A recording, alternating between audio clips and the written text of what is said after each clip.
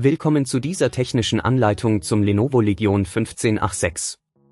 Wir sind Kelatos Informática, Spezialisten für technische Reparaturen. Wir holen dein Gerät direkt bei dir zu Hause ab, führen eine kostenlose Diagnose durch und schicken dir einen Kostenvoranschlag, bevor wir reparieren. Keine Anrufe, keine Fahrten. Wir befinden uns in der Calle Joaquín María López 26, Madrid. Bequem, transparent und professionell. Link in der Beschreibung.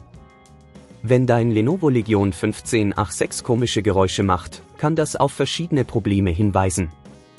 Oft sind es Staubansammlungen oder defekte Lüfter, die die Geräusche verursachen. Wenn du das Problem ignorierst, kann es zu Überhitzung und ernsthaften Schäden an den inneren Komponenten führen. Um dein Gerät zu reparieren, benötigst du einige Werkzeuge, einen Kreuzschlitzschraubendreher, einen flachen Schraubendreher, eine Pinzette, Wärmeleitpaste und einen Staubsauger oder Druckluftspray zur Reinigung. Zuerst musst du das Gerät sicher öffnen. Stelle sicher, dass du das Gerät vollständig ausschaltest und vom Stromnetz trennst. Beginne mit dem Entfernen der Schrauben auf der Unterseite des Laptops. Achte darauf, die Schrauben an einem sicheren Ort aufzubewahren. Verwende den flachen Schraubendreher, um vorsichtig die Abdeckung abzuhebeln. Sobald du das Gehäuse geöffnet hast, kannst du den Lüfter und die Kühlkörper sehen. Überprüfe den Lüfter auf Schäden oder Staubansammlungen. Wenn der Lüfter defekt ist, musst du ihn vorsichtig abnehmen.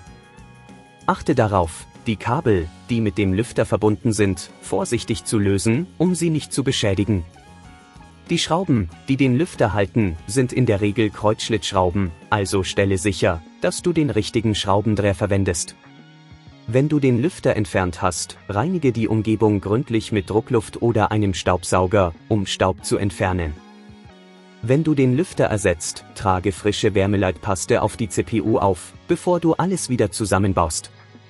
Achte darauf, dass du alle Kabel sicher wieder anschließt und die Schrauben festziehst, aber übertreibe es nicht, um keine Teile zu beschädigen.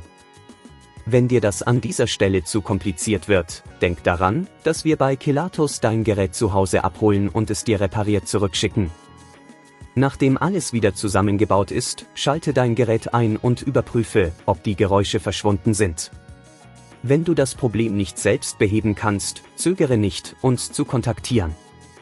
Um zukünftige Probleme zu vermeiden, achte darauf, die Lüftungsöffnungen regelmäßig zu reinigen und das Gerät nicht über längere Zeiträume ohne ausreichende Kühlung zu betreiben.